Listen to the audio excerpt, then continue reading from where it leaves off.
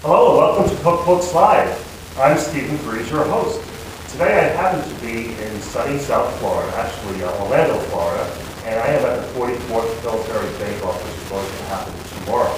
And with me today is Karen Page and Andrew Dornenberg, who are wonderful presenters this morning, and they did a presentation called Flavor Equals Taste and Mouthfeel and Aroma plus the X Factor.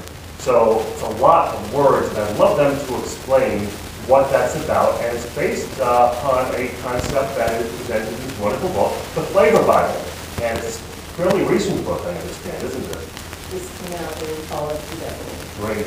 And can you tell me what that whole bunch of words actually mean to the average person that is a home cook?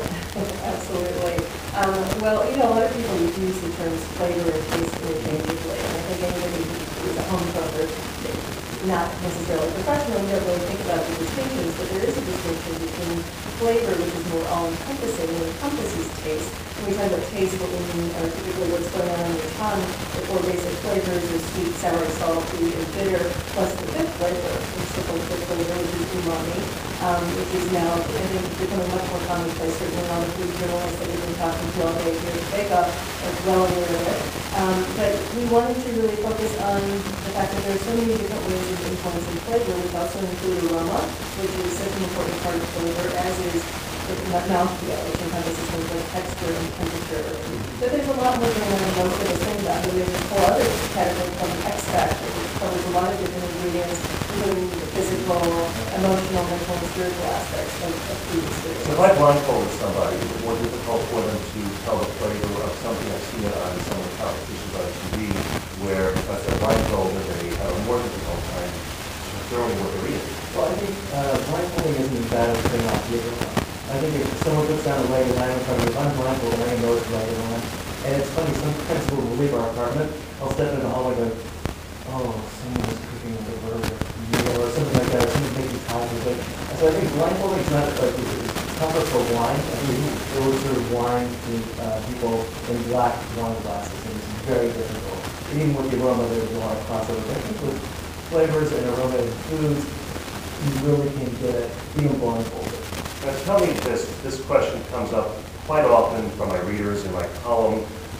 Do I use more spices, less spices, is less more? Yeah, I think that depends on the cuisine and what you're making. I think if you're making a Moroccan dish, you need a lot of spices, and that's not, large quantities. It might be 10 different spices that go into that. But I think when you're cooking at a home cook, it's always safe to start with fewer rather than more. And actually what we do in Flavor Bible is we list ingredients from apples to zucchini blossoms and everything in between, and we list the flavor affinities that go with them. And so we'll give you the classic pairings, we'll give you some of the avant-garde pairings, but it's the cooking technique that best applies to those ingredients. And then at the end, we'll have flavor affinities, which might be 3 or 4 ingredients that go together. So if you're looking at a list of, if you're looking at chicken, there's 2 pages of things that go with chicken, but this is so versatile. If you go to the bottom, we'll give you chicken plus rosemary and tomatoes, something like that, and pull them at the top. So we'll give you the 3 or 4 ingredients to get you started, and that's the really good way to go about it. By the way, combinations definitely, no, definitely. Oh, absolutely. You can share with us one or It's two of those. and there's certain things that you really want to avoid. And I think one of the things that we talk about in the Flavor Bible is for every ingredient, sometimes you've got flavors that are quiet, sort of self-explanatory. Tofu, we have ricotta cheese in our presentation this morning, chicken, and they're pretty neutral canvases. On the other side of the equation, you've got flavors that we call loud. We're talking about wasabi or chili peppers or something that's got blue cheese, a lot of oomph to it.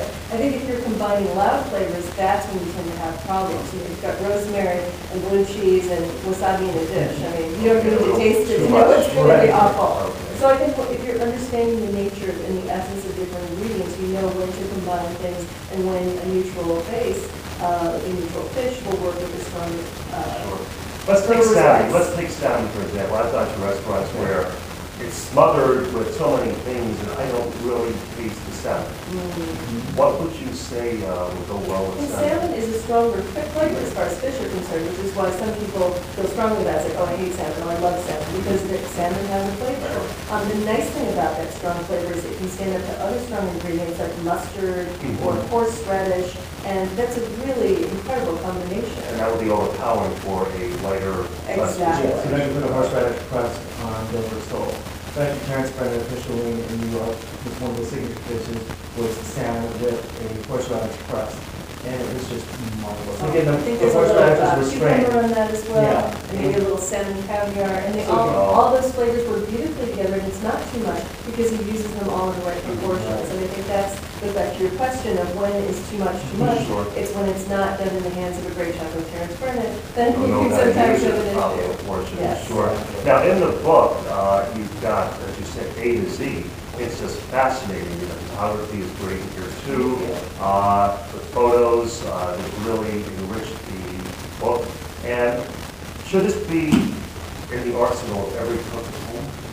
Oh, we're a little biased. Oh. I think we might say so, but you know what? It's funny because Well, why a should- lot There we go. of experienced chefs love the book because it's a shorthand. There's not a single recipe in the book, as you said.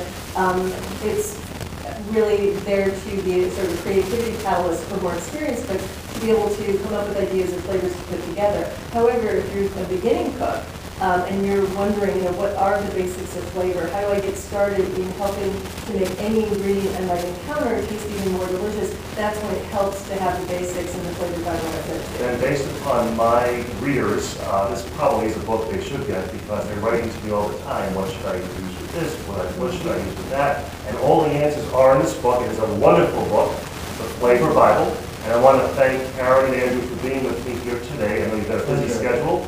And I'm here in Orlando, Florida, at the Hilton Bonnet Creek at the 44th Pillsbury Bake Off, or cookbookslive.com. I'm Stephen Priest.